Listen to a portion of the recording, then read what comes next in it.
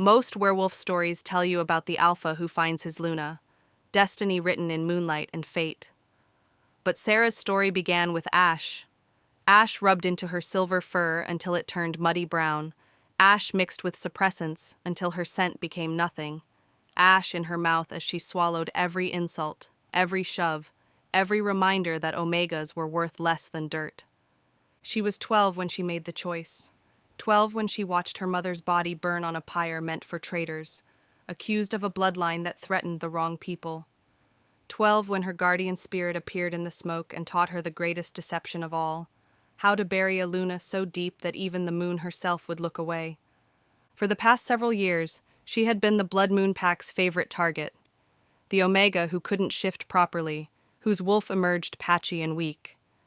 The one who scrubbed floors while others trained, who ate scraps while others feasted, who kept her eyes down while others basked in power. They called her Rabbit, small, scared, prey, and he was the worst of them all. Kieran Blackwood, son of the pack elder, future enforcer, with shoulders that could block doorways and a laugh that could strip paint. He'd been the one to name her Rabbit, the one who'd trip her in the halls, who'd dump his training gear at her feet, who'd corner her with his friends and ask if she even had a wolf, or if she just pretended, like everything else about her seemed fake. Maybe she's not even a real Omega, he'd say, his amber gaze bright with cruel amusement. Maybe she's just broken. If only he knew how right and how wrong he was. Because beneath the ash, beneath the suppressants that poisoned her every morning, beneath the submission she performed like a death dance, lived something ancient. Something that could make the moon weep with recognition. Something that had been waiting, patient as stone, for the eclipse that would change everything. In 3 days, when the blood moon rose and the lunar trial began, when every wolf would be forced to shift under the crimson sky, Sarah's long deception would end. And Kieran Blackwood would be the first to kneel. The training grounds reeked of sweat and dominance. Sarah kept her head down as she dragged the heavy water buckets across the dirt, her arms trembling with the weight. Around her, the pack's warriors sparred under the afternoon sun, their wolves rippling just beneath their skin, ready to burst free at a moment's provocation. "Rabbit!" The voice cracked like a whip across the grounds. "You're dripping water everywhere. Are you too weak to even carry buckets properly?" Kieran stood shirtless in the center ring, his bronze skin gleaming with perspiration from his bout. His training partner, Marcus, lay groaning in the dirt, clearly defeated. But Kieran's attention wasn't on his victory. It was locked on her, bright with that familiar mixture of disgust and amusement. Sarah said nothing. She never did. Words were dangerous when you were hiding this much. "I asked you a question, Rabbit." He vaulted over the ring's barrier in one fluid motion, landing directly in her path. The other warriors stopped their training to watch. They always watched when Kieran decided to play with his favorite toy. She kept her gaze on his feet, bare, powerful, planted wide, the stance of someone who'd never had to make themselves small. "Sorry, Beta Kieran," she whispered, hating how easily the submission came. "I'll clean it." "Beta Kieran?" He laughed, and several others joined in. "I'm not Beta yet, Rabbit, but when I am..." He stepped closer, forcing her to step back or collide with his chest. The bucket sloshed, spilling more water. "Things will be different around here. We won't tolerate weakness anymore." The words hit exactly where he intended. Everyone knew the lunar trial was in 3 days. Everyone knew that Beta positions would be assigned based on performance. And everyone knew that Omegas who couldn't shift properly during the trial were cast out. Or worse. "Maybe we should test her now," Marcus suggested, having recovered from his defeat. He approached with a predator's grin. "See if she can even manage a partial shift. Leave her alone." The voice came from the edge of the grounds. Thea, the healer's apprentice, stood with her arms crossed. "Don't you have actual training to do instead of harassing workers?" Kieran's jaw tightened. Thea was the pack leader's niece, untouchable, even for him. Just making sure the Omega knows her place. Her place is doing her job, which you're preventing. Thea's green eyes flashed dangerously. Or should I tell my uncle you're disrupting pack operations 3 days before the trial? The threat landed. Kieran stepped back, but not before his shoulder knocked the bucket from Sarah's hands. Water exploded across the ground, soaking her threadbare clothes. The laughter that erupted from the warriors felt like claws on her skin. Oops, Kieran said flatly. Better clean that up, Rabbit. With your clothes, since you ruined them anyway. Sarah dropped to her knees immediately, using her soaked tunic to sop up the water. The position put her completely at their mercy, vulnerable, pathetic. Exactly where an Omega should be. She heard Kieran's satisfied grunt before he walked away, calling for another sparring partner. But as her hands worked mechanically at the ground, something else worked beneath her skin. Her wolf, her real wolf, stirred like an ocean storm contained in a bottle. 3 more days, she told it. 3 more days and we never kneel again. That night, Sarah slipped from the Omega quarters when the moon was highest. The suppressants she'd taken that morning had worn off enough that she could feel her true nature clawing for release. She needed to run, needed to move, or she'd explode. The ancient grove stood 2 miles from pack territory, a place most wolves avoided, claiming it felt wrong, cursed. But Sarah knew better. It wasn't cursed. It was waiting. She stripped behind a massive oak and finally let go. The shift that came wasn't the pathetic, painful thing she performed for others. This was pure power, ancient strength flowing through her bones. Her wolf emerged massive and pure white, with markings that shimmered in the darkness. A Luna's wolf, the kind that hadn't been seen in 3 generations. She ran until her muscles sang, hunted until her instincts settled, howled until the moon herself seemed to howl back. Here, alone, she could be what she truly was. Beautiful. The word froze her mid-stride. She spun, lips pulled back in a snarl, to find a figure emerging from shadow. For one heart-stopping moment she thought she'd been discovered. Then the wind shifted, bringing his scent. Not Kieran, not anyone from Blood Moon.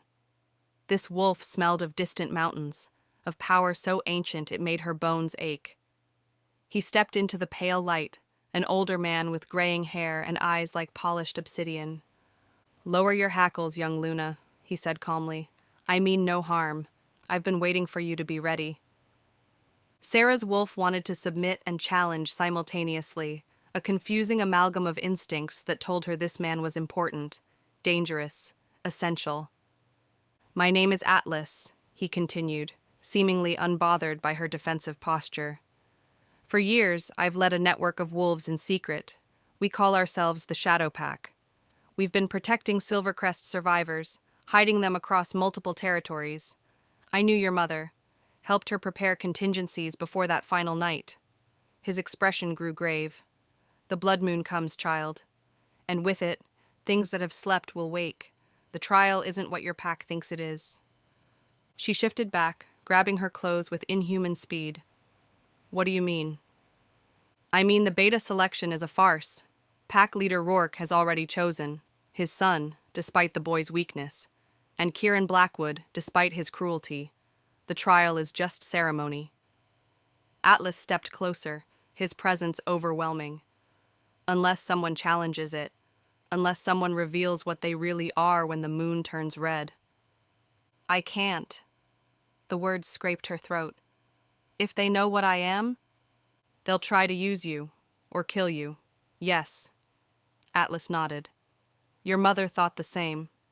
But hiding forever isn't living, child. And the Shadow Pack stands ready. 30 wolves spread across the territory who remember the old ways, who would support a true Luna against corrupt leadership. We've learned something else too. Pack bonds run deeper than most know. In times of great need, wolves can share their strength with their Luna, pooling power for protection." He pressed something into her hand, a small vial filled with liquid that captured the night's essence. "Moon water, 3 drops before the trial. It will burn the suppressants from your system completely. But more than that, suppressants don't destroy power, child. They compress it, like damming a river. Every day you've held back, your power has built. When released all at once." He smiled grimly. "The choice will be yours then. Maintain your disguise or become what you were born to be. Before she could respond, he melted back into shadow, leaving only his scent and the vial that seemed to pulse with its own light. Sarah stared at it for a long moment, then tucked it close to her heart. 3 days to decide if she would remain the rabbit or become the wolf that devoured those who'd made her prey. The walk back took longer, her mind churning with possibilities and dangers. As she approached the Omega quarters, she froze. Kieran stood outside, leaning against the building's wall, waiting. Late-night wandering rabbit? His voice was deceptively soft. That's against regulations. Her mind raced. If he reported her, there would be questions, searches. They might find the vial. I couldn't sleep, she whispered, forcing her shoulders to hunch, her body to shrink. Please, I just needed air. He pushed off the wall, approaching slowly. In the darkness, his features were sharper, more dangerous. You smell different. Every muscle in her body locked. Had the suppressants worn off too much? Could he sense, like forest, like ... He frowned, something flickering in his gaze. Recognition? Impossible. He'd never smelled her true scent. I fell, she said quickly. In the woods. I'm sorry, I'll go clean up. His hand caught her arm as she tried to pass. The touch sent electricity through her body. Not fear, something else. Something her wolf recognized even through the suppressant's haze. You're shaking, he observed, his grip gentling unconsciously. Because my wolf wants to tear your throat out and claim you simultaneously, she thought wildly. Because you're my... Number not possible. Not him. I'm cold, she lied. He stared at her for another long moment, then released her. Get inside. If I catch you out again, I'll report you to the pack leader myself. She fled without another word, her arm burning where he'd touched her. Inside her room, she collapsed against the door, pulling out the vial of moon water with trembling hands. 3 days to decide if revealing herself was worth the risk. 3 days to figure out why her wolf had recognized something in Kieran that made everything infinitely more complicated. 3 days before everything changed forever. The memories came at night, when the suppressants wore thin and her wolf pressed closest to the surface. Sarah curled tighter in her narrow bed, trying to push away the images that Atlas's visit had stirred up. She remembered the smoke most clearly, black and thick, rolling across their family's compound like a living thing. Her mother shoving her into the hidden cellar, hands glowing with Luna power as she whispered frantically, "Stay down, stay quiet, stay hidden, no matter what you hear." She'd been 12, newly shifted, her white wolf still awkward with youth, but already showing signs of the power that would come. The power that made her dangerous to those who craved control. The screams had lasted for hours. When she'd finally emerged, the compound was ash and char. Bodies of her pack, her real pack, Silvercrest, lay twisted in unnatural positions. At the center of it all stood pack leader Rourke of Blood Moon, his hands still dripping with her mother's blood. Find the daughter, he'd commanded his warriors. Aluna's power passes through bloodlines. She can't have gone far. But Sarah had already begun her transformation. Not of body, but of identity. Using her mother's final gift, a vial of suppressant so powerful it could hide even Luna markers, she'd stumbled into Blood Moon territory 3 days later as a refugee. Just another orphaned Omega seeking shelter after rogues destroyed her pack. They'd believed it because they wanted to. Because who would suspect that Rourke's greatest threat was scrubbing his floors? A knock at her door shattered the memories. Sarah jerked upright, heart hammering. It was barely dawn, too early for work assignments. Open up, Rabbit. Not Kieran. Marcus. Somehow that was worse. She grabbed her work tunic, trying to smooth her hair into something appropriately pathetic. When she opened the door, Marcus stood with 2 other warriors, all wearing enforcer bands. Random inspection, Marcus announced, pushing past her into the tiny room. Pack leader's orders, making sure Omegas aren't hoarding resources before the trial. They tore through her meager possessions with unnecessary roughness. her single spare shirt ripped, her small stash of herbs for the chronic stomach problems that explained her daily suppressant use scattered. When one warrior reached for the loose floorboard where she'd hidden the moon water, Sarah's wolf surged so violently she had to bite her tongue to contain it. "Nothing here," the warrior reported, missing the board by inches. Marcus turned to her, but something in his expression had shifted. The usual cruel satisfaction was absent, replaced by something almost like discomfort. "Kieran said you were out last night." Her stomach dropped. Of course he'd reported her, just not officially. "I couldn't sleep," she whispered. "Nervous about the trial?" Marcus stepped closer, his bulk forcing her against the wall, but the movement seemed more routine than threatening. "You should be. Omegas who can't shift properly get culled, rabbit. Pack law." He paused and she caught something in his eyes, a flicker of doubt. "Though sometimes—" He stopped himself, jaw clenching.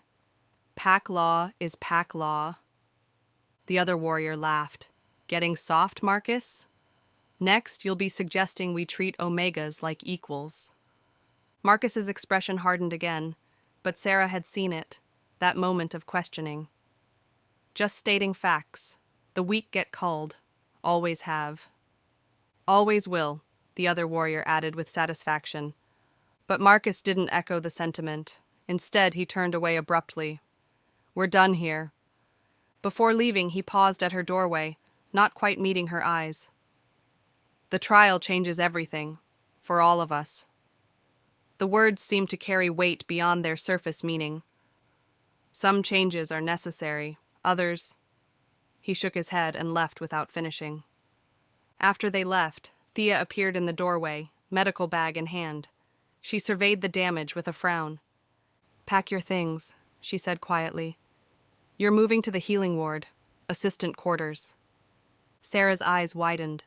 "But I'm not—" "You are now. I've already filed the paperwork." Thea's expression was unreadable. "Marcus suggested it, actually. Said the inspection proved the Omega quarters aren't secure enough for pack assets. Strange, him caring about an Omega's safety."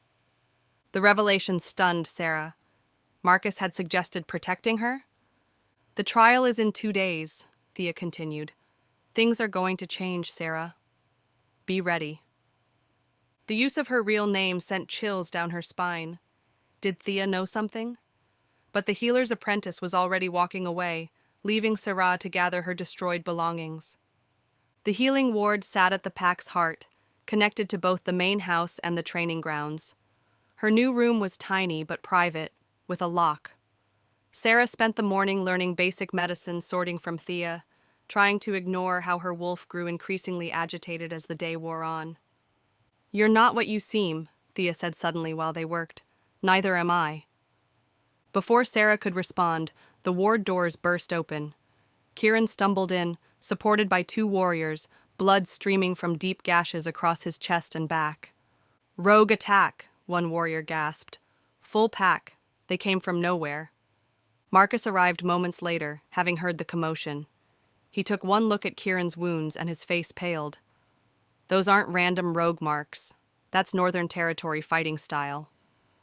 Thea immediately took charge, but her hands shook as she examined Kieran's wounds. "These are too deep. I need—" She looked at Sarah desperately. "I can't heal this level of damage alone." Sarah's mind raced. She could help. Luna power included accelerated healing abilities, but using it would expose her. Kieran's eyes found hers, glazed with pain but somehow still mocking. "Don't let Rabbit touch me," he slurred. "Might make it worse." His words decided her. She turned to leave, but his hand shot out, catching her wrist with surprising strength. "Don't go," he whispered, so quietly only she could hear. "Please." The vulnerability in his voice shattered something inside her. Her wolf howled, recognizing what her human mind kept denying. The bond hummed between them, weak but undeniable even through the suppressants. "Everyone out," Thea commanded suddenly. "I need complete concentration." The warriors filed out, But Marcus lingered at the doorway, watching Sarah with an unreadable expression. "Whatever happens here," he said quietly, "some things are worth protecting, even if it goes against what we've been taught." After he left, Thea turned to Sarah. "I know what you are. My grandmother was from Silvercrest. She recognized your mother's bloodline in you the day you arrived, and I'm not the only one who's suspected. Marcus has been watching you differently lately. I think Kieran's protection of you has him questioning things." Sarah's world tilted. "You've known all this time?" "We've been waiting for the right moment, but if Kieran dies now, Rourke will use it as an excuse to purge anyone he sees as weak or threatening." Thea's eyes were desperate. "Please, I know what he's done to you, but I'll help." The words came before Sarah could stop them. She placed her hands over Kieran's wounds, feeling for the damage beneath. 3 claw marks, deep enough to have nicked organs. Poison in the wounds, wolfsbane mixed with something else. Without intervention, he'd die within the hour. Carefully, so carefully, she let a trickle of Luna power flow. Not enough to fully heal, that would be too obvious. Just enough to purge the poison, to stop the bleeding, to pull him back from death's edge. The effort left her shaking, her wolf desperate to claim what it recognized as hers. Kieran's breathing steadied. His eyes fluttered open, focusing on her with an intensity that made her step back. "Your eyes," he breathed. They glowed. "Delirious from blood loss," Thea said quickly, but Kieran's gaze never left Sarah's face. "Like captured starlight," he whispered. "Beautiful." Before anyone could respond, the doors burst open again. Pack leader Rourke strode in, his presence filling the room like smoke. Behind him came 3 figures that made Sarah's blood freeze. She recognized them, warriors from her mother's execution. But worse was the woman with them, tall, elegant, with hair like spun gold and eyes like chips of ice. Lyra Shadowmere, from the Northern Territories. "My son?" Rourke's voice held unusual concern. "Stable," Thea reported. "The healing worked." Lyra's gaze swept the room, landing on Sarah with uncomfortable weight. "And who performed this healing? You, apprentice?" I helped," Sarah said quietly, forcing herself to shrink, to look harmless.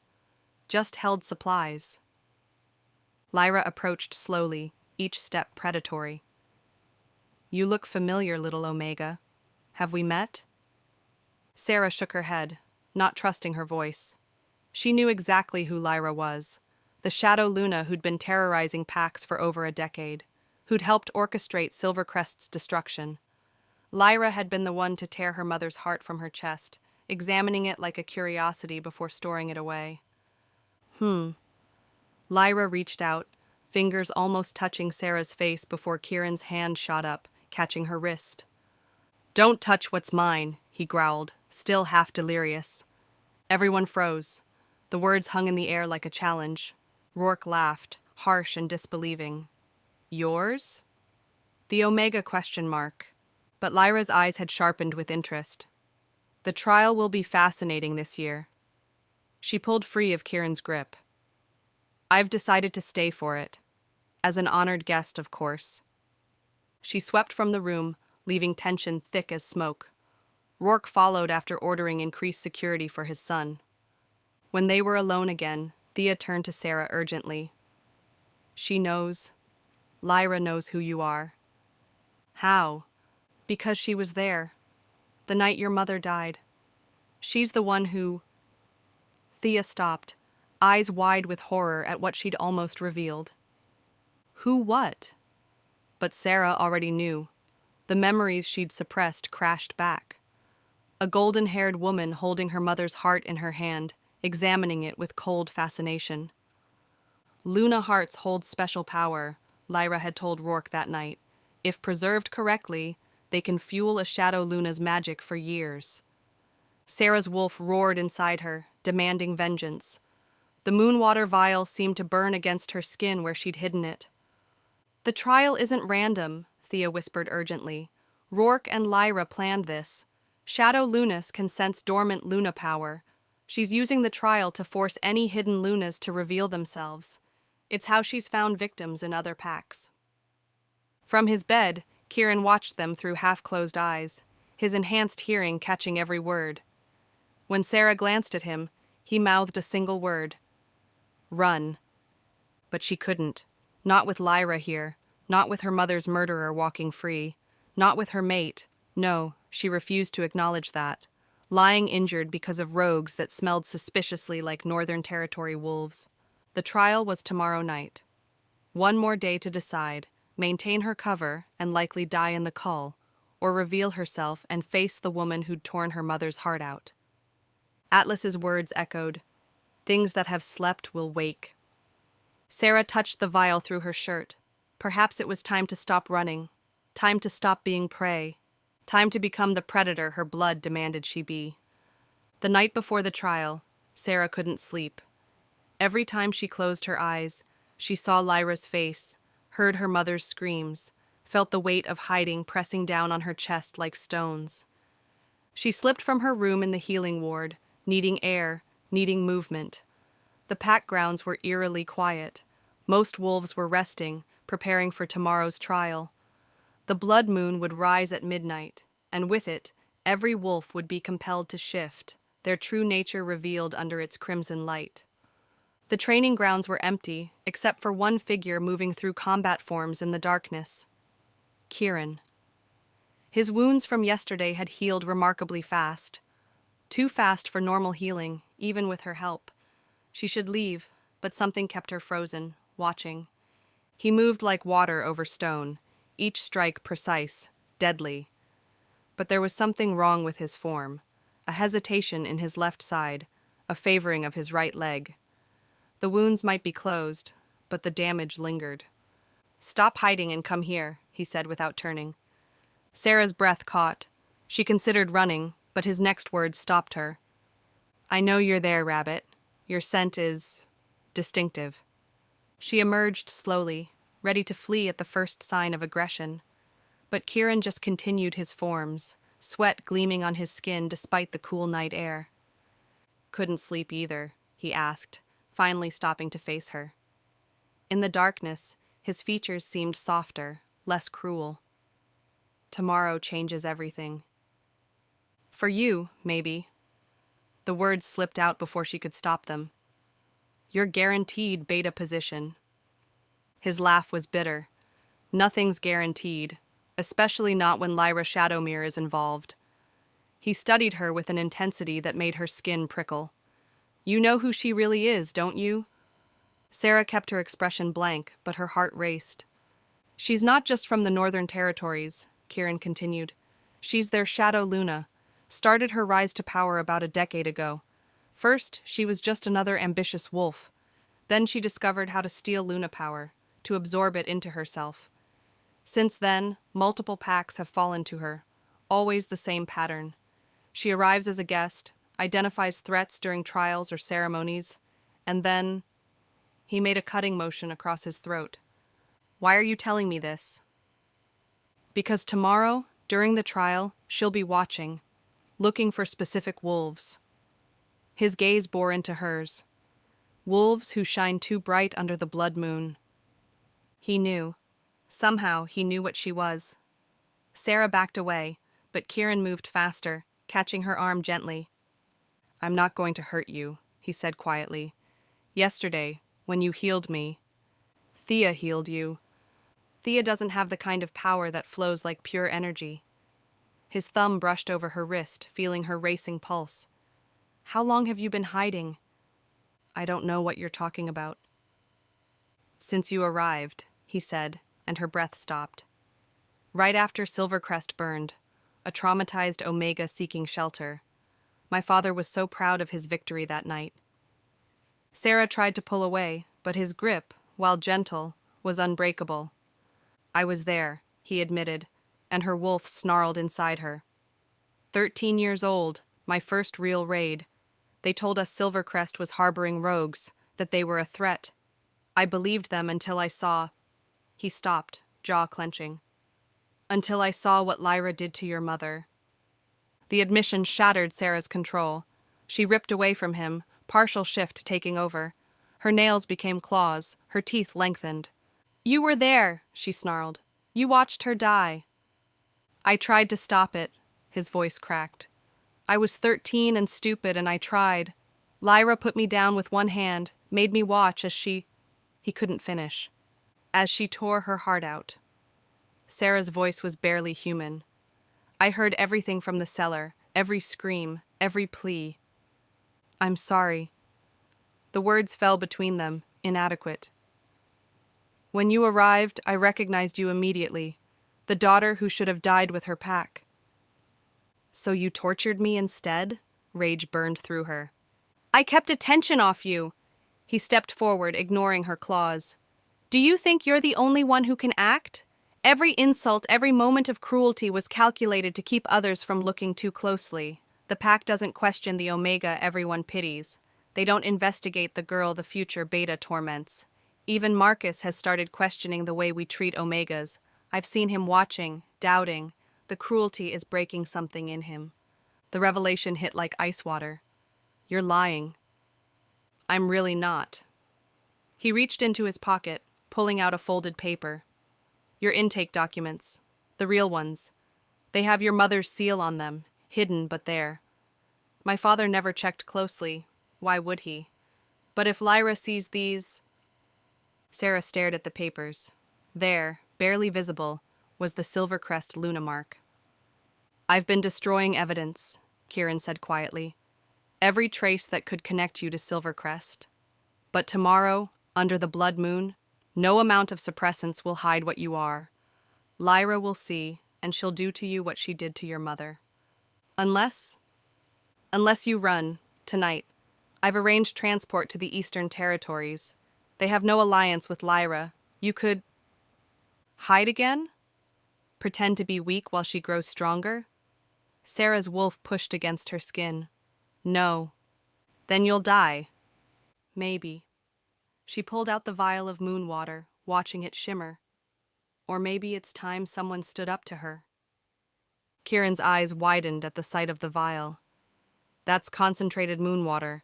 It would burn every suppressant from your system, force your true form." "I know what it does. And more than that, when suppressants are burned away all at once, they release the compressed power they've been holding back. Atlas told me something else. In times of desperate need, a pack's bonds allow them to share strength with their Luna. The moment you shift tomorrow, she'll know. She'll challenge you immediately, and pack law says that any wolf can challenge for position during the trial, including the position of Shadow Luna." Sarah met his gaze steadily. "She killed my mother for her power. Maybe it's time someone returned the favor." "You can't fight her. She's absorbed multiple Lunas worth of power over the years. And I've been storing mine, compressed and building."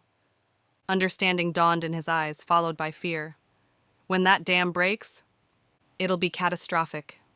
She tucked the vial away. "One way or another, tomorrow ends this." Kieran moved closer, his scent wrapping around her, pine and storm and something wild. "I could help. During the trial, I could—" "You could stay away from me." But even as she said it, her wolf whined in protest. The bond hummed between them, stronger now that she'd acknowledged what he'd really been doing all these years. "I can't." His hand rose to her face, hovering just shy of contact. "My wolf recognized you the moment you arrived. Do you know how hard it's been? Watching you suffer, causing that suffering, knowing it was the only way to keep you safe?" "Don't," she stepped back. "Don't make this something it's not. It's exactly what we both know it is." His eyes flashed with golden warmth. "Why do you think I've never taken a mate? Never even looked at another wolf? My wolf chose you before I even knew what that meant." The admission hung between them, raw and painful. Years of hidden truth, of careful cruelty, of love disguised as hate. "After tomorrow, it won't matter," Sarah said quietly. "Either I'll be dead or everything will change." "Then let me stand with you." "No." She turned to leave, then paused. "But thank you for protecting me, even if your methods were cruel." "Sarah." Her real name on his lips stopped her. When you shift tomorrow, when everyone sees what you really are, know that I'll be the first to kneel. Not because of your power, but because I've been waiting to stop pretending I don't love you. She fled before her wolf could make her respond, before the bond could override her sense. Tomorrow would bring blood and revelation.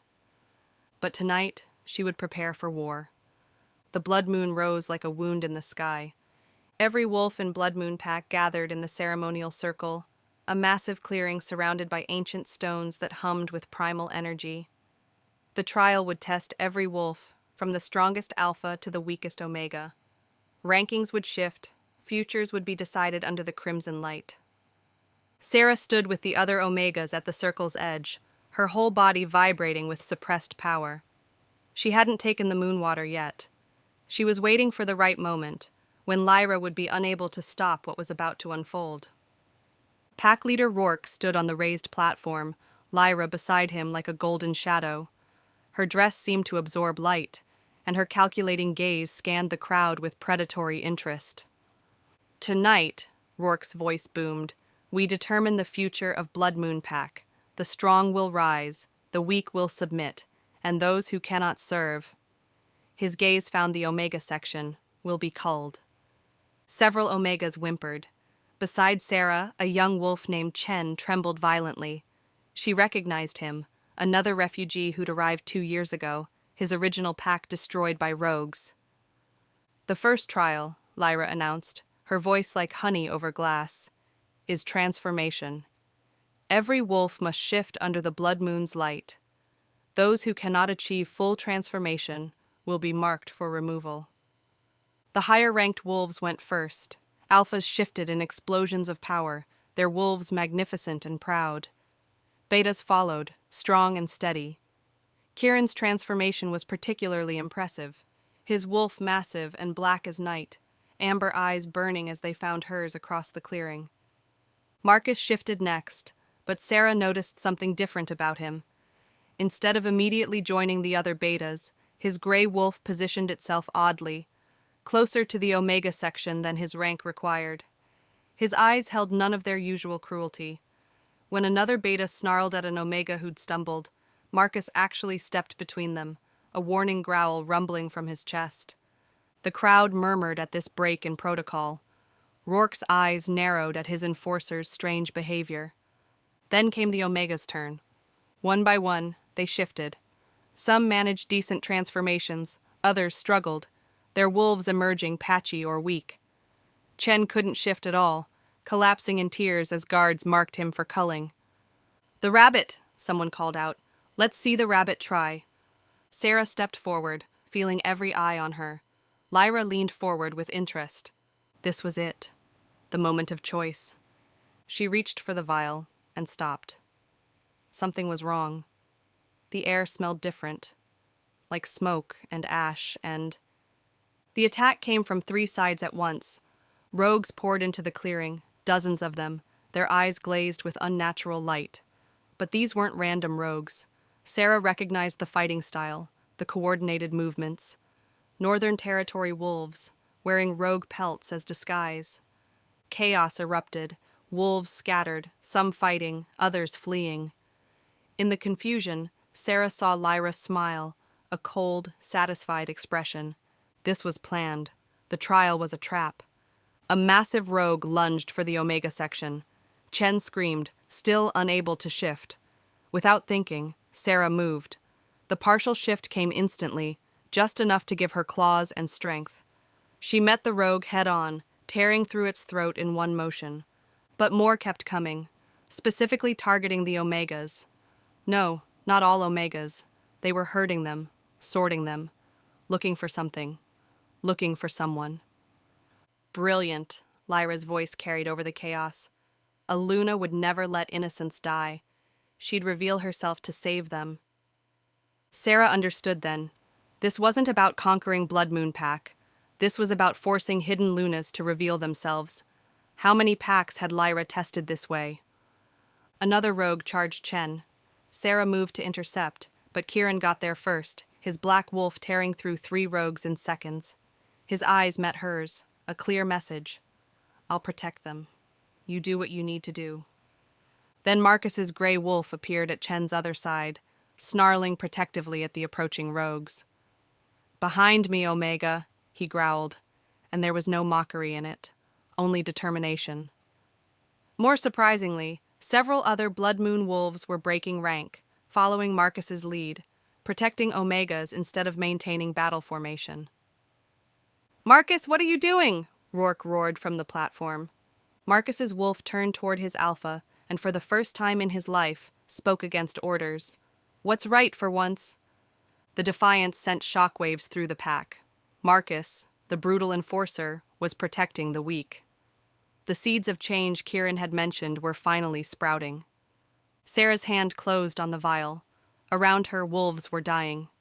Rourke fought viciously, but was being overwhelmed. The rogues were too many, too coordinated. Unless something changed, Blood Moon Pack would fall. She pulled out the vial and drank all 3 drops at once.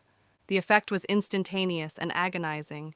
Years of suppressed power erupted through her system like a volcanic eruption. Her bones cracked, reformed, shattered again. She heard screaming and realized it was her own voice. Then the pain transformed into something else. Power. Raw, ancient, undeniable power. Her transformation wasn't like the others. The very air around her began to shimmer, reality bending toward her as if she were gravity itself. Her wolf emerged slowly, deliberately, massive, pure white, with markings that shifted like living constellations. Her eyes blazed with ancient light, and when she howled, every wolf in the clearing, rogue, pack, alpha, omega, stopped fighting. Because this wasn't just a wolf. This was a Luna in full glory, the kind that hadn't been seen in generations, the kind that could command the moon itself. The rogues immediately retreated, their induced madness breaking under her presence. Several dropped to their bellies in submission. Even the Blood Moon wolves took involuntary steps back. "Impossible," someone whispered, but Lyra was smiling wider now, her eyes bright with hunger. "There you are, little moon child. I wondered when you'd finally show yourself." She stepped down from the platform, her own transformation beginning. But where Sarah's had been light, Lyra's was shadow and gold.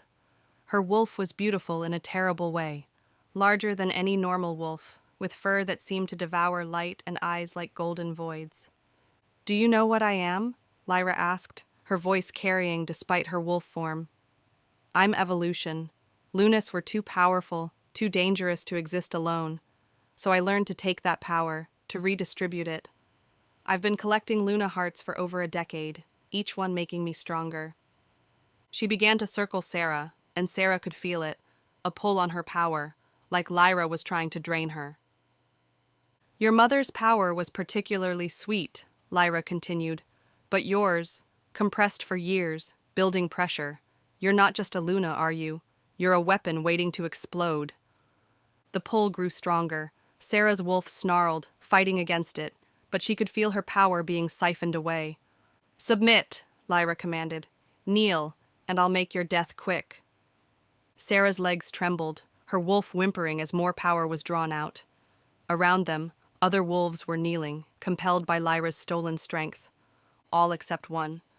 Kieran's black wolf stood firm, moving between Sarah and Lyra. "You want her power?" he growled. "Take mine first." "The bond," Lyra laughed. "How touching. Yes, I'll take you both. Bonded power is even sweeter." She pulled harder, and Kieran howled in pain as his energy began flowing toward her. But something unexpected happened. As his power mixed with Sarah's in Lyra's pull, it created a feedback loop.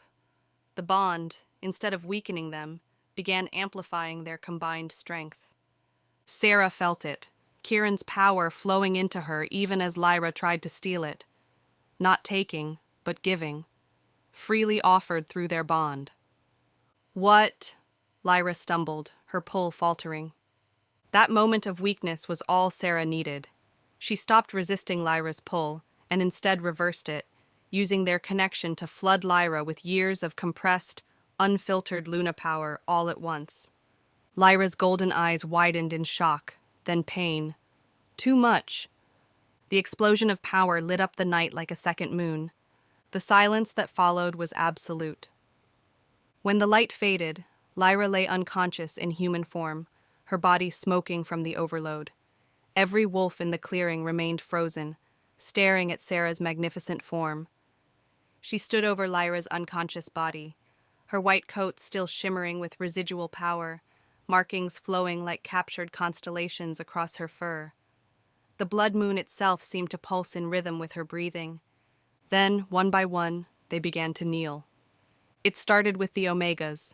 Chen first, tears streaming down his face as he dropped to his belly.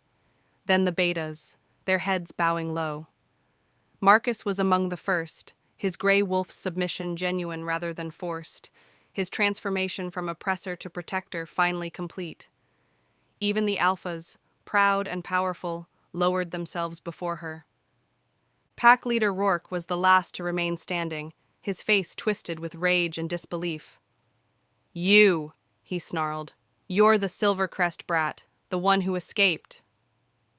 Sarah shifted back to human form, but unlike normal transformations that left wolves vulnerable and naked, pure energy wrapped around her like armor, forming a dress of light.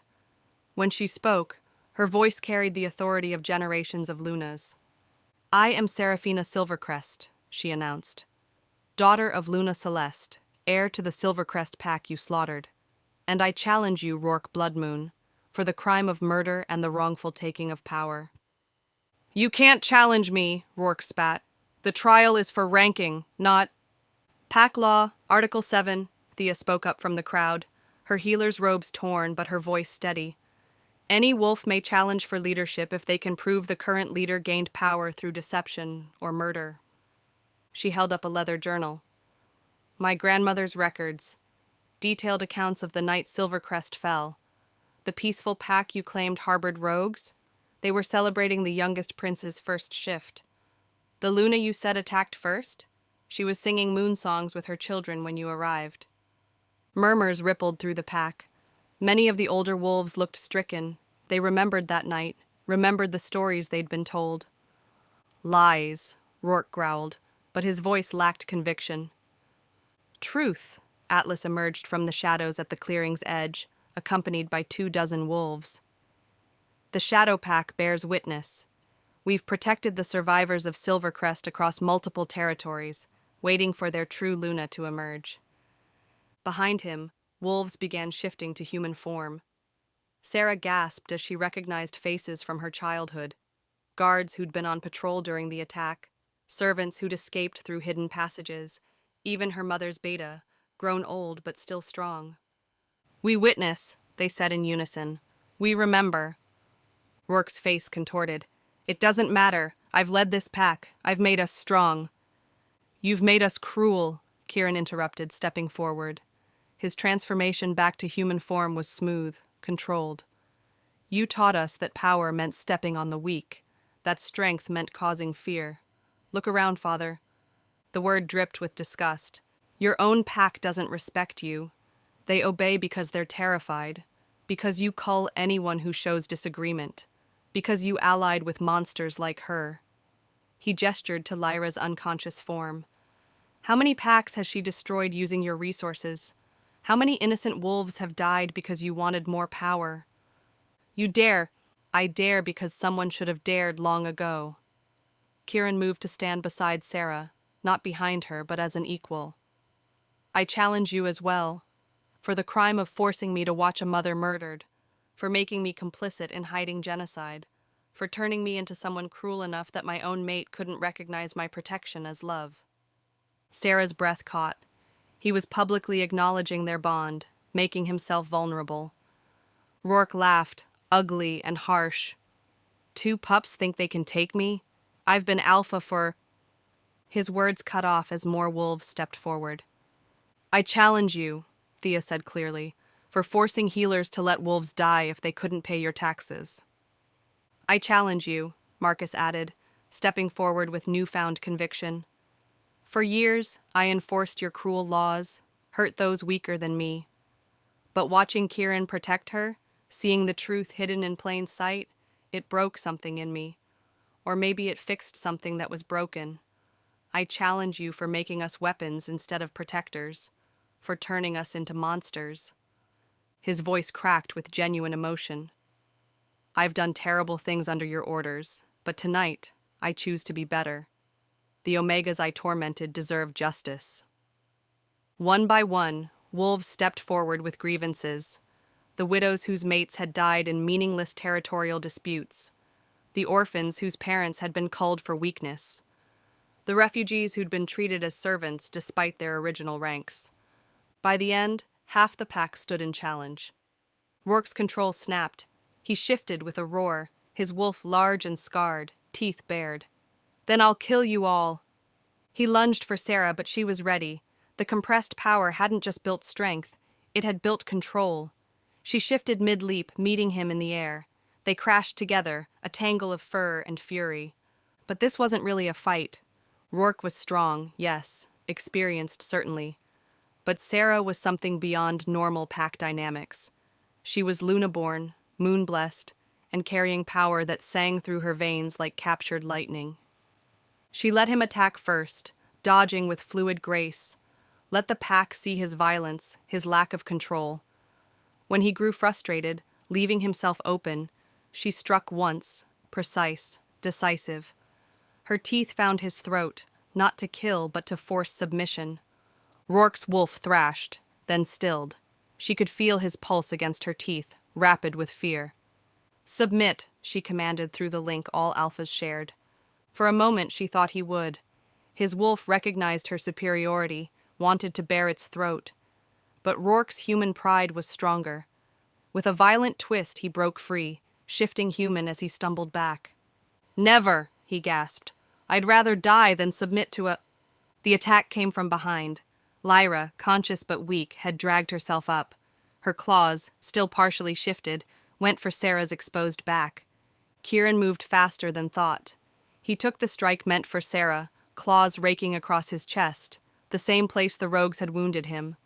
This time, the cuts went deeper. This time, they hit his heart. "No!" Sarah's scream shattered the night. She caught him as he fell, his blood soaking into the earth. Everything went white. The power that erupted from Sarah wasn't controlled this time. It was raw, primal, fueled by rage and mate bond agony. The moon itself seemed to scream with her. But then something extraordinary happened. Every wolf in the clearing, even former enemies, stepped forward. The pack bonds Atlas had spoken of activated, their combined strength flowing into her, not because she commanded it, but because they chose it. Even Marcus pushed his power toward her, tears on his face. "For every Omega I hurt," he whispered, "let this be the beginning of redemption." When the light faded, Lyra was simply gone, not dead, but banished, her form scattered to shadow and sent flying beyond the territory borders. Rourke lay unconscious, his wolf forcibly ripped from him and submitted. But Sarah saw none of it. She cradled Kieran's body, her tears falling like drops of light. "Don't," she whispered. "Don't you dare leave me. Not now, not when I finally understand." His eyes fluttered open, glazed with pain. "Worth it," he managed. "You're safe." "I'm not safe without you, you idiot."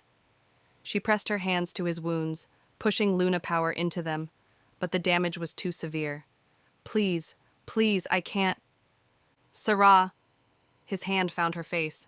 "My mate, my moon." The pack had formed a circle around them, wolves whimpering in sympathy. The bond between them was visible now, threads of light growing dim as Kieran faded. "There's a way," Atlas said suddenly, "an old way, forbidden, but possible." Sarah looked up, desperate. "Tell me." "A Luna can share her immortality with her true mate, but it will bind you forever. Your lives, your power, your souls, completely merged. If one dies, both die. If one suffers, both suffer. Do it." "Sarah," Thea warned, "you don't understand. This isn't just marriage or mating. This is—" "I know what it is." Sarah looked down at Kieran, who was barely breathing. "He protected me through cruelty. I hid from what we were. I won't hide anymore." She bit her own wrist, letting blood flow like liquid light. then pressed it to Kieran's lips. By moon and blood, by soul and spirit, I share my life with you. What is mine becomes yours. What is yours becomes mine. In death and life, in darkness and light, we are one.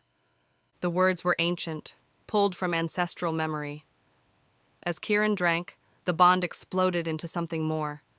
The pack gasped as light engulfed both of them, their forms merging and separating in waves of power. When it ended, Kieran's wounds were healed.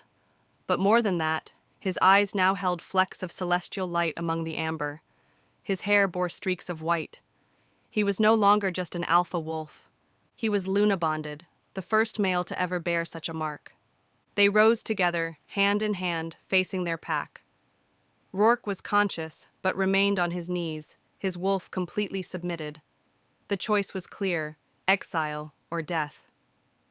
Exile, Sarah decided, but marked. She pressed a hand to his forehead, burning a crescent into his skin. Let everyone know what you've done. Let no pack take you in. Rourke fled without a word, broken and defeated. As dawn approached, the blood moon fading to normal, Sarah addressed her pack, for they were hers now, by right of challenge and choice. Blood Moon Pack is dissolved, she announced. Today we become something new. A pack where strength protects rather than punishes. Where omegas are valued, not abused. Where refugees find home, not servitude. What will we be called? Chen asked, his voice stronger than she'd ever heard it. Sarah looked at Kieran, then at the survivors of Silvercrest, the reformed wolves of Blood Moon, the Shadow Pack members who'd protected her secret. She saw Marcus standing among them, no longer an enforcer, but a protector, his transformation complete. Eclipse Pack, she decided, where shadow and light meet as equals. The howl that rose from the assembled wolves shook the earth itself, not a howl of submission or fear, but of celebration, of hope, of a new beginning born from patient suffering. The week following the trial brought changes that rippled through the territory like aftershocks. Eclipse Pack was more than a name. It was a complete restructuring of everything Blood Moon had been. But change, Sarah learned, came with its own set of fangs. She stood in what had been Rourke's office, now stripped of his ostentatious displays of power. Maps covered every surface, marked with refugee routes, resource distributions, and patrol schedules that Thea had helped her develop. The healer had become her closest advisor, along with Marcus, whose transformation from enforcer to protector had become the symbol of their pack's redemption. 17 requests for sanctuary just this morning, Marcus reported, setting another stack of papers on her desk. His entire demeanor had changed. Where once he'd stood to intimidate, now he stood to shield. Words spread about what happened to Lyra, packs with hidden Lunas or Omegas facing culls. They're all looking to us. We can't take them all, Kieran said from his position by the window. The morning light caught the white streaks in his hair, a permanent reminder of their soul bond. We're already stretching resources with the Silvercrest survivors and Shadow Pack integration. We can't turn away wolves seeking safety, Sarah countered. Not when we know what it's like to have nowhere to go. A knock interrupted them. Chen entered, no longer the trembling Omega but still nervous in his new role as refugee coordinator. Luna, there's a situation at the border. A pack of 20, led by someone claiming to know you. They're unusual. Sarah frowned. Unusual how? They won't shift to wolf form, at all, and their leader... Chen hesitated. She says her name is Astrid Silvercrest. The name hit Sarah like ice water. That's impossible. My cousin Astrid died in the attack. That's what we thought about you, Thea pointed out gently. Sarah was already moving, Kieran close behind. At the border, they found the group Chen had described. 20 wolves maintaining human form despite protocol demanding they show their wolves for identification. At their head stood a woman with dark hair streaked premature white, her left arm ending at the elbow, scars covering most of her visible skin. Astrid? Sarah breathed. The woman's eyes, pale like all Silvercrest Lunas, filled with tears. Hello, little moon. You grew up beautiful. They collided in an embrace that nearly knocked Sarah over.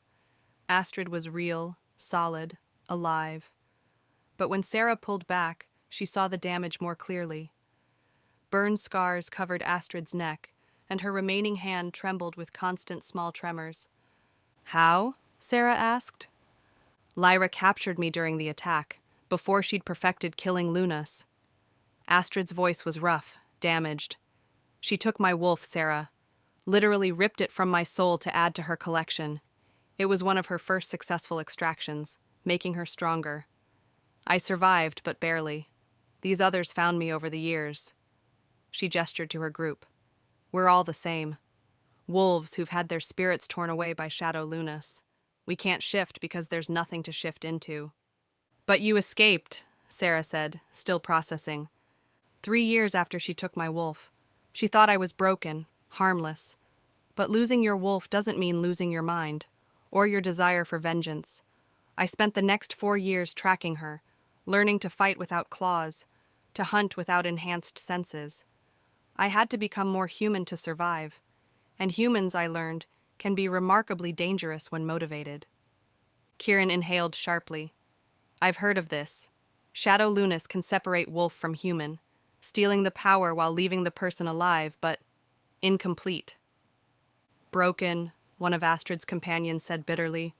"That's the word you're looking for." "Not broken," Sarah said firmly. "Wounded, and wounds can heal." She took Astrid's remaining hand. "Welcome home." But integrating 20 wolfless wolves proved more challenging than expected. Some pack members, especially former Blood Moon wolves, saw them as reminders of what could be taken away. Others were actively hostile, viewing them as not truly pack anymore. The situation exploded 3 days later during evening meal. A former Blood Moon beta named Garrett knocked into one of Astrid's group, sending their food flying. "Watch where you're going, halfling," he sneered. "Oh wait, you can't smell where people are anymore, can you?" "Stop," Sarah commanded, but Garrett was already worked up. "Why are we harboring these cripples? They can't hunt, can't patrol, can't even shift. They're draining resources that real wolves need." The dining hall went silent. Sarah felt her wolf rise, ready to force submission, but Astrid stepped forward first. "You want to see what a halfling can do?" she asked quietly. Despite missing her wolf, something dangerous flickered in her eyes. 4 years of learning to fight without claws taught me things. Humans developed weapons for a reason, Beta Garrett. She moved with the fluid grace of someone who'd retrained every instinct. Her remaining hand held a dinner knife that she'd placed at Garrett's throat before he could blink. Not supernatural speed, but perfect efficiency of movement, no wasted motion. "Adaptation," she whispered, "and years of practice." Marcus stepped forward then, his voice carrying new authority. "Enough, both of you. Garrett, you're on border patrol for the next month, night shift only." He turned to address the room. "And let me be clear, I spent years as Rourke's enforcer, hurting those I saw as weak. I know what cruelty looks like because I perfected it. But these wolves aren't weak. They're survivors. Anyone who has issue with our wolfless members can go through me first." The transformation in Marcus was complete, from the pack's most feared enforcer to its fiercest protector of the vulnerable. His redemption had become Eclipse Pack's redemption. Later that night, Sarah found Astrid on the roof, staring at the moon. "You've changed," Astrid said. "The little girl who used to cry when she stepped on flowers is now commanding wolves with a look. I had to become someone else to survive." "No," Astrid corrected. "You became who you were always meant to be. Your mother would be proud." They sat in comfortable silence until Astrid spoke again. "There's something you should know. About Lyra. She's not gone." Sarah tensed. "I scattered her essence." "You scattered her current form. But Shadow Lunas aren't like normal wolves anymore. After years of absorbing power, they're more parasite than person. She'll reform eventually, finding a new host, growing strong again. And when she does, she'll come for you." "How do you know this?" Astrid's smile was grim. "Because I spent 4 years hunting her. I've seen her regenerate twice before. She always comes back, usually within a year. each time stronger, more careful. Before Sarah could respond, howls erupted from the eastern border. Alert howls. Intruders, many of them. They ran to investigate, finding the border patrol faced off against 40 unknown wolves. At their head stood someone Sarah recognized with a sinking heart. Alpha Carlisle of the Northern Territories, Lyra's former second in command.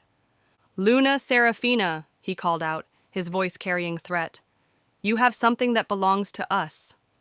"Lyra belongs to no one," Sarah replied, Kieran appearing beside her, their bond allowing them to sense each other's movements. "Not Lyra." Carlisle smiled, showing too many teeth. "The 20 wolfless abominations you're harboring. They're Northern Territory property." "People aren't property," Kieran snarled. "They are when they signed contracts. Blood contracts, offering service in exchange for sanctuary after losing their wolves. It's an old law, predating even pack territories. They defaulted when they fled. We're here to collect." Astrid stepped forward. "We signed under duress while missing our wolves. The contracts aren't valid." "Pack law says otherwise." Carlisle pulled out documents marked with bloody thumbprints. "Blood contracts are binding regardless of circumstances. They have 3 days to return voluntarily, or we take them by force." After they left, Sarah convened an emergency council. The contracts were real. Thea confirmed their validity under traditional pack law. The wolfless had indeed signed away their freedom in desperation. "There has to be a loophole," Marcus insisted, his protective instincts now fully awakened. Pack law wasn't meant to enable slavery. "Actually," Atlas said, having arrived to help, "there is one way. If they become full members of Eclipse Pack through the Blood Moon ritual, they'd be under our protection. Northern Territory couldn't touch them without declaring war." "The Blood Moon ritual requires shifting," Thea pointed out. "They can't—" "Unless we give them new wolves," Sarah said suddenly. Everyone turned to stare at her. Not their original wolves, but what if we could share, like I shared my immortality with Kieran? "That's never been done," Atlas said slowly. "The soul bond between mates is unique, but the principle might work." Sarah's mind raced. Luna power is about connection, about binding pack together. What if I could bind their human spirits to willing wolf spirits? We've already seen pack bonds can share power.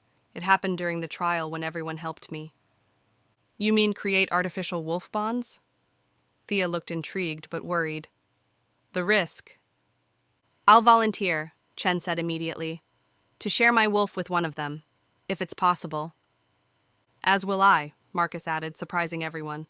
"I have strength to spare and debts to pay." One by one, others volunteered. By dawn, they had 20 volunteers willing to attempt something never tried before, sharing their wolf spirits with those who'd lost theirs. The ritual would have to happen tomorrow night, under the waning moon. They'd have one chance to make it work before Carlisle's deadline. "It could kill you," Kieran said quietly when they were alone. "Channeling that much Luna power, creating 20 new bonds." "It could," Sarah agreed. "Or it could prove that Eclipse Pack really is about unity between different kinds of wolves." He pulled her close, their bond humming with shared worry and determination. "Then we do it together. Your power and mine, combined." "Together," she agreed, knowing that tomorrow would either forge something unprecedented or destroy everything they'd built. The waning moon hung like a broken promise in the sky. 20 pairs stood in the ritual circle, the wolfless refugees paired with Eclipse Pack volunteers. Sarah stood at the center with Kieran, their joined hands already glowing with combined Luna power. Around the circle's edge, the entire pack had gathered, including a smugly watching Carlisle and his Northern Territory wolves, who'd arrived to witness what they assumed would be Eclipse Pack's failure. "This is unprecedented," Atlas murmured to Thea. "In all my years, I've never heard of anyone attempting to create new wolf bonds."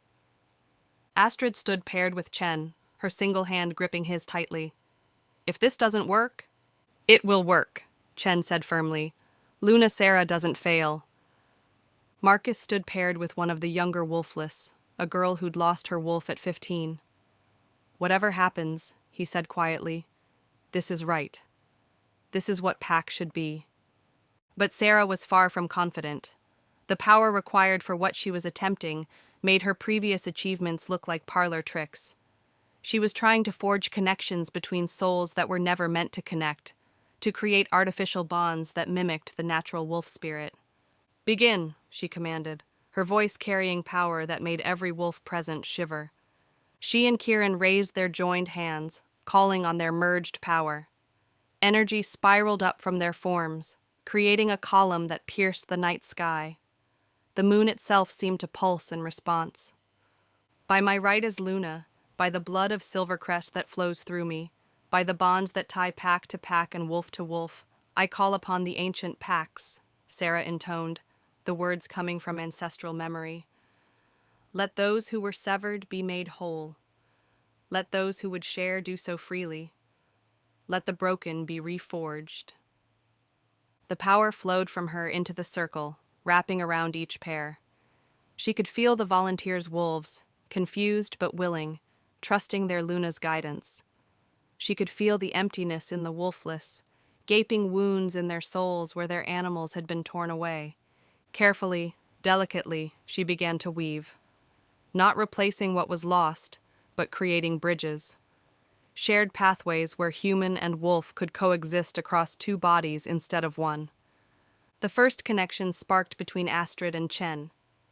Chen gasped as he felt Astrid's emptiness, while Astrid cried out as she felt the warmth of a wolf spirit for the first time in years. But the connection was unstable, threatening to collapse. More power, Sarah gritted out, and Kieran responded, pushing everything he had through their bond. One by one, connections formed. Each one took more from Sarah, draining her reserves. By the 10th pairing, she was shaking. By the 15th, blood ran from her nose. By the 18th, she could barely stand. Stop, Astrid commanded, seeing her cousin's state. We can survive without... No. Sarah's voice was iron. All or none. Pack means everyone. The 19th connection nearly killed her. She felt her own wolf faltering, her Luna power guttering like a candle in wind. The 20th. She collapsed. But as she fell, something extraordinary happened. Without prompting, every wolf in Eclipse Pack stepped forward. The pack bonds that had activated during the trial responded again, but stronger, more controlled. Atlas had been right. In times of desperate need, pack bonds could share strength. Marcus was the first to offer his power, pressing it toward his Luna without hesitation. For every wrong I've done, he said, let this make it right. Chen followed, then others. Even some Northern Territory wolves, moved by the display, found themselves contributing despite Carlyle's snarls. The final connection snapped into place with a sound like thunder. Then came the transformations. It wasn't like normal shifting. The wolfless didn't transform into their own wolves. Those were gone forever. Instead, they took on partial characteristics of their paired wolf. Astrid's eyes glowed with Chen's warm brown. Her remaining hand sprouted claws. She stood taller, stronger, not fully wolf, but no longer purely human. Hybrids, Carlyle breathed in horror. You've created abominations. We've created survivors, Sarah corrected, struggling to her feet with Kieran's support. And according to pack law, they've completed the blood moon ritual. They're full Eclipse Pack members now. This won't stand, Carlyle snarled. The Northern Territories will... His words cut off as one of his own wolves stepped forward. A young female named Marie, barely out of adolescence. I request sanctuary, she said clearly, in Eclipse Pack. The declaration sent shockwaves through both groups. Carlyle turned on her with rage. You dare... I've seen what Eclipse Pack offers, Marie continued, her voice gaining strength. Unity instead of domination. Healing instead of harm. I'm not the only one. She looked back at the Northern Territory wolves. How many of you are tired of being tools for power-hungry alphas? 3 more stepped forward, then 5, then a dozen. Carlyle's rage turned to panic. You can't. This is treason. This is choice, another defector said. Something we never had under Lyra or you. The situation was spiraling toward violence when a new voice cut through the tension, ancient, powerful, and deeply amused. My, what interesting children you all are. Everyone spun toward the voice. An elderly woman stood at the circle's edge, though no one had seen her approach. Her hair was white as fresh snow, her eyes like captured starlight, and power radiated from her like heat from a forge. Atlas dropped to his knees immediately. Elder Luna Morrigan. Sarah's breath caught. Morrigan was legend, the oldest living Luna, said to be over 200 years old, who disappeared decades ago. She'd been watching, Atlas had mentioned once, from afar, waiting for the right moment to return. "Rise, young Atlas," Morrigan said warmly. "I'm too old for such formality." Her gaze found Sarah. "So, you're Celeste's daughter. You have her eyes, but your grandmother's audacity." "Elder. Just Morrigan, dear. I've been watching tonight's display from the spirit realm. Fascinating work, creating hybrid bonds. Crude but effective. Your mother would be scandalized and proud in equal measure." She walked into the circle, examining the newly bonded pairs with interest. It's been centuries since anyone's tried anything this creative with Luna powers. The last was my own grandmother, who bound human and wolf to create the first werewolves. That stopped everyone cold. "Oh yes," Morrigan smiled at their shock.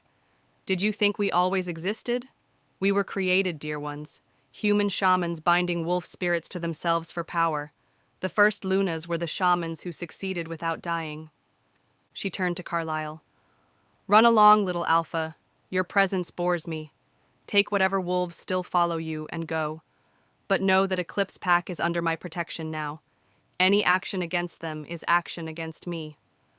Carlyle fled without another word, taking only a handful of his original 40 wolves. When they were gone, Morrigan approached Sarah and Kieran.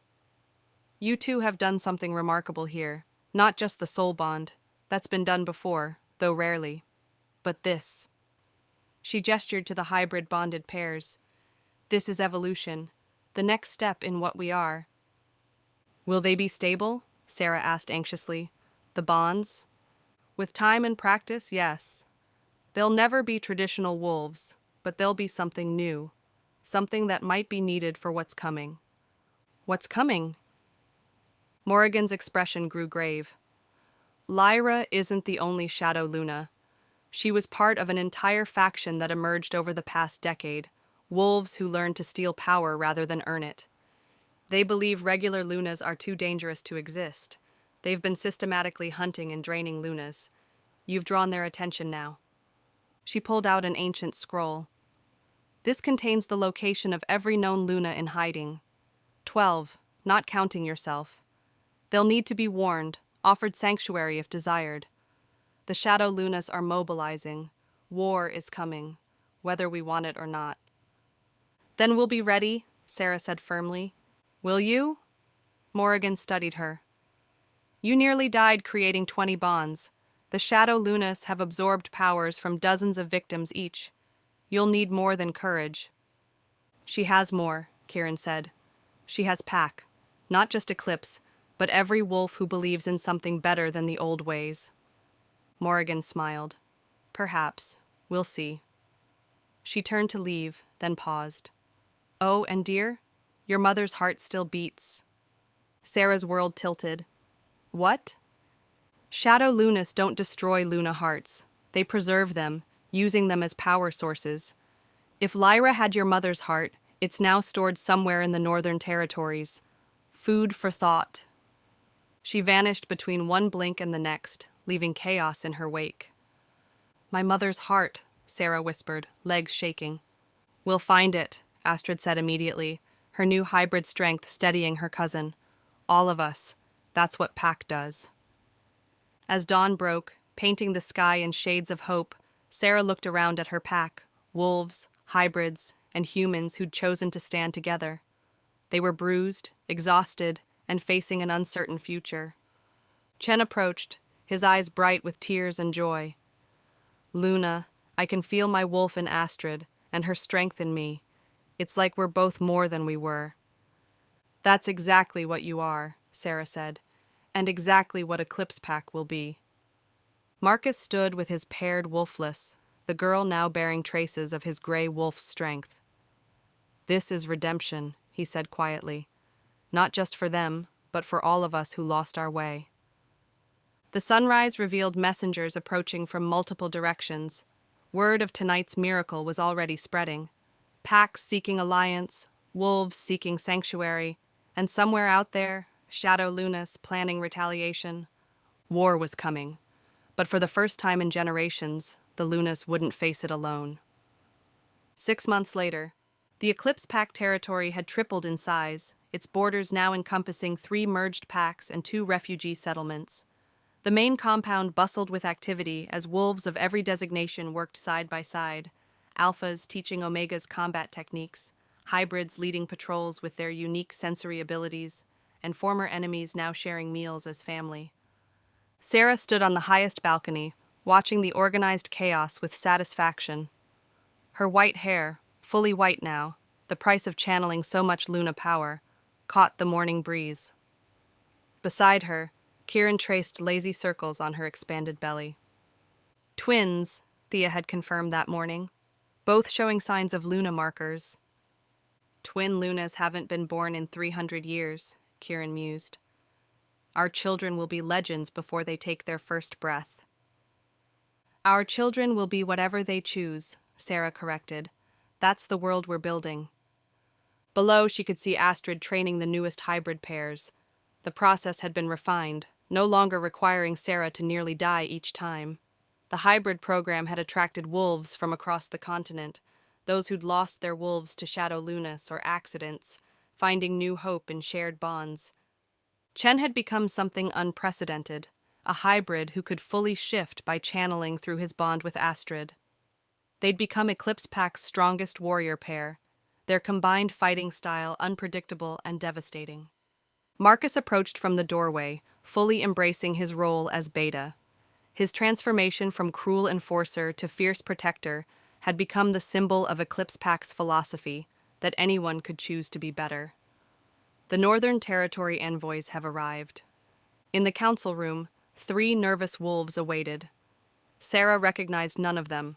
Carlyle's reign had ended bloodily 2 months prior, overthrown by his own pack when they learned he'd been collaborating with Shadow Lunas. Luna Serafina, the lead envoy, bowed low. "We come seeking alliance and to return something that belongs to you." She produced a crystal container, within which pulsed a still-beating heart surrounded by ethereal light. Sarah's knees nearly buckled. "My mother's..." "Found in Carlyle's personal vault. We believe he took it from Lyra's stores when she fell." The envoy's voice was gentle. "Our new Alpha wishes you to know that the Northern Territories reject the old ways. We seek to join the Eclipse Alliance." The Alliance, 5 packs now, with 3 more considering, all united under the principle that strength meant protection, not domination. "Tell your Alpha we accept," Sarah said, cradling the container. "And thank you." That night, under the full moon, they performed the ritual. Using Morrigan's instructions and the combined power of every Luna in the Alliance, 4 had come out of hiding to join them. They returned Celeste's heart to the spiritual realm where it belonged. Sarah felt her mother's presence for just a moment, warm and proud, and finally at peace. "She sees what you've built," Morrigan said, appearing as she always did without warning. "She's proud." "It's not finished," Sarah said. "The Shadow Lunas are still out there. Lyra will return." "Yes," Morrigan agreed, "but look what you've accomplished in 6 months. Imagine what you'll do in 6 years." She wasn't wrong. Eclipse Pack had become a beacon, a promise that change was possible. The hybrid program offered hope to the wolfless. The integration of all designations proved that hierarchy didn't require cruelty, and the alliance grew stronger each day. "When the Shadow Lunas come," Kieran said, his hand finding Sarah's, "they won't face a single Luna or even a single pack. They'll face a united front." From the courtyard came the sound of howling, not the mournful cries of the oppressed, but the joyful song of the free. Hybrids and full wolves, alphas and omegas, all voices raised as one. Sarah looked at her family, Kieran, her mate and anchor, Astrid, her cousin and warrior, Chen, the Omega who'd become so much more, Thea, the healer who'd kept faith, Marcus, proof that people could change, Atlas and his shadow pack, protectors in the dark, and all the others who'd chosen hope over fear. "Let them come," she said softly, her children stirring within her as if in agreement. "We'll be ready." The moon shone down on Eclipse Pack, its light no longer revealing divisions, but illuminating unity. And somewhere in the distance, a lone wolf heard their song and began the journey home. The rabbit had become the moon, the Omega had become the Luna, and the world would never be the same. Thank you so much for listening. I truly hope you enjoyed the story. You may have noticed I used a different voice for the narration in this and the last few videos. Many of you shared concerns about background noise in the previous voice, so I wanted to make the listening experience smoother and more immersive. I'd love to hear your thoughts. Did this change work for you, or did you prefer the earlier voice? Let me know in the comments. Your feedback means a lot. Until the next story, with love, Sarah.